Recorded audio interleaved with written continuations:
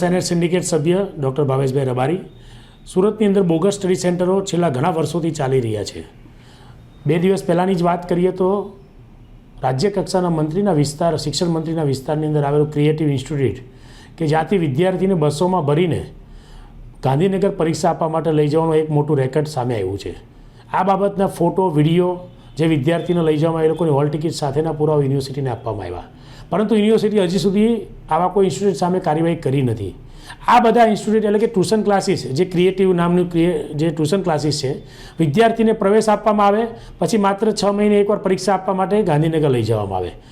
College ન હોવા છતાં પણ BBA, BCA, BCom, BSc IT, diploma engineering જેવા કોર્સોની અંદર હજારો વિદ્યાર્થીને આ લોકો પ્રવેશ આપે અને માત્ર પરીક્ષા લે અને શિક્ષણનો ધંધો કરી રહ્યા છે. આ બધી બોગસ સ્ટડી સેન્ટરો એક નહીં પણ અનેક છે, અને એ અનેક બોગસ સ્ટડી સામે અનેકવાર અમે કુલપતિશ્રીને રજૂઆત કરી છે યુનિવર્સિટીના, અને એ લોકો એના બાબતે તપાસ કમિટી પણ બનાવી છે, પરંતુ તપાસ કમિટી દ્વારા હજી સુધી કોઈ કાર્યવાહી નથી કરતા. આજે સુરતની અંદર યુનિવર્સિટીની અંદર પ્રવેશ લેવા માટે ઘણા છોકરાઓ પ્રવેશ વંચિત છે.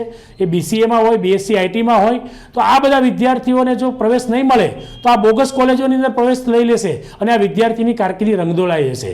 વાલી અને વિદ્યાર્થીઓને આવા બોગસ કોલેજો કે બોગસ સ્ટડી સેન્ટરોમાં પ્રવેશ ન લે એના માટે યુનિવર્સિટીએ સમાચાર પત્રોમાં, સોશિયલ મીડિયામાં જાહેરાત આપવી જોઈએ, અને જે પણ આવી બોગસ કોલેજો છે કે જે ટ્યુશન ક્લાસીસની અંદર વિદ્યાર્થીને બોલાવી અને માત્ર 6 મહિને પરીક્ષા લઈને બેઠી PDF આપી અને સવાલો લખાઈને પાસ થવાની ગેરંટી સાથે એક વિદ્યાર્થી પાસે લાખો રૂપિયા લે છે, એની સામે કાર્યવાહી કરવી જોઈએ, પોલીસ ફરિયાદ કરવી જોઈએ, અને આવા બોગસ સ્ટડી સેન્ટરોને તાત્કાલિક ધોરણે બંધ કરવા જોઈએ.